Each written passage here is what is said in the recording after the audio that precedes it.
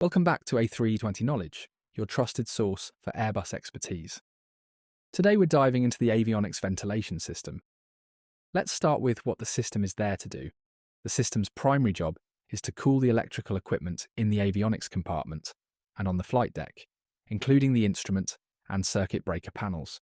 It's fully automatic, with the avionics equipment ventilation controller commanding every fan and every valve. So in normal operation, you never have to touch a thing. Two of its main components are its two electric fans. A blower fan pushes cooling air across the equipment, and an extract fan pulls the warm air away. Both of these fans circulate air around the avionics equipment whenever the aircraft is electrically supplied. So they're spinning from the moment the aircraft comes online. A fan speed controller sets the pace. Above 40 degrees Celsius, the fans run at high speed, and below 35 degrees, they settle back to low. And whatever the configuration, part of the ventilation air is sucked from the flight deck through the panels themselves, which is how the instruments stay cool. Now let's get on to the plumbing, starting with the valves that shape the airflow. Around those two fans sit 6 valves, and every configuration you'll see is just a different combination of them open and closed. The skin air inlet valve admits ambient outside air into the system. The skin air outlet valve vents heated air overboard, and it hides a small internal flap that we'll meet again later. The two skin exchange bypass valves let air circulate between the avionics bay and the space under the cargo compartment floor. The air conditioning inlet valve opens to let the air conditioning system feed fresh air into the avionics bay, and the skin exchange isolation valve connects or isolates the skin heat exchanger, where the cold aircraft skin does the cooling. One more box matters. A smoke detector sits in the ventilation outlet duct, sampling the air that has just passed over every computer in the bay. Let's park it on a warm stand and see what happens. On a warm ground, the system runs open circuit configuration. The outside air comes in through the skin inlet valve and leaves overboard through the outlet. Every other valve remains shut. The dividing line is the skin temperature. On the ground, the threshold is 12 degrees Celsius with the temperature rising, or 9 degrees with it falling. Below that threshold, the avionics equipment ventilation controller closes the loop. The skin air valves shut, the bypass and isolation valves open, and the same air now recirculates instead of being dumped. That recirculating air is cooled in the skin heat exchanger, then flows through the flight deck and under the cargo compartment floor continuously. A practical trick. In heavy rain, selecting the extract push button to override forces the closed circuit, which stops water being drawn into the avionics compartment. Also, even above the threshold, the skin valves can stay closed a little longer if the compartment is very cold, to avoid condensation forming on the equipment. Now let's get airborne and see what changes. The loop closes for flight. Depending on the aircraft, the avionics equipment ventilation controller commands a closed circuit configuration, either when takeoff power is applied or when the takeoff config push button is pressed. Fan operation and valve positions are exactly the same as the closed circuit configuration on the ground, with the skin heat exchanger still doing the cooling. The in-flight skin threshold is 35 degrees Celsius, with the temperature rising, and 32 degrees with it falling. Above that threshold, the ventilation controller moves to the intermediate configuration. You can think of this as the closed loop, but with a controlled leak.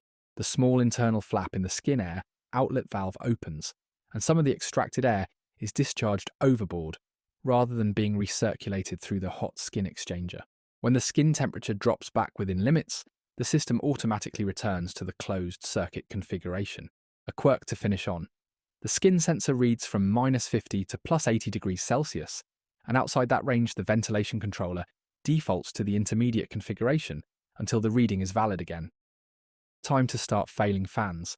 An amber blower fault means the following: low blowing pressure, a duct overheat, a failed ventilation controller power supply, or smoke is detected. On the system display page, the vent and blower indications turn amber. The drill is the blower push button to override. The blower fan stops, the extract fan keeps running, and the system holds the closed circuit. With override selected, the air conditioning inlet valve opens, mixing conditioned air into the flow, and the ventilation controller still controls the valves and the extract fan. An amber extract fault means the extract airflow is low, or again the controller power supply has failed. This time vent and extract turn amber together. Override the extract push button, and the fan runs directly off the push button. Both fans keep turning, still closed circuit, still with conditioned air. Added, If either fault lands on the ground with the engine stopped, the external warning horn sounds, so the ground crew get the message even with the flight deck empty. And now the big one, smoke in the avionics bay. Smoke in the outlet duct, on the ground or in flight, brings on the blower and extract fault lights together with an amber caution. There's also an amber smoke light on the generator one-line push button, over on the emergency electrical power panel. With two fan faults together, always think smoke. Setting both push buttons to override commands the smoke configuration. The blower fan stops and the bypass and isolation valves close. Cooling air now arrives from the air conditioning system, sweeps through the bay, and exhausts overboard through the small flap in the outlet valve, attempting to take the smoke with it. Finally, if you lose the controller itself, both fault lights come on, and the procedure again puts both push buttons to override. The blower side mimics the smoke case, and the extract fan keeps running, but the skin inlet, isolation and outlet bypass valves simply freeze in their last checked position. So, to wrap all of this up, the avionics ventilation system is fully automatic, with the avionics equipment ventilation controller commanding 2 fans and 6 valves. On a warm ground it runs in an open circuit configuration, with outside air sent straight through the bay and back overboard. In flight it's a closed loop cooled by the skin heat exchanger, cracking the outlet flap open when the skin runs too hot.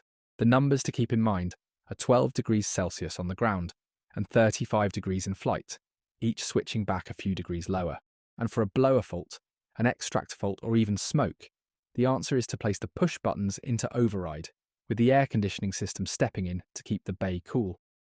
Want to take your knowledge to new heights? Join our newsletter. With a brand new tech quiz emailed every month, full access to the complete question archive, and in-depth articles on systems, procedures, and techniques. Scan the code or visit a320knowledge.substack.com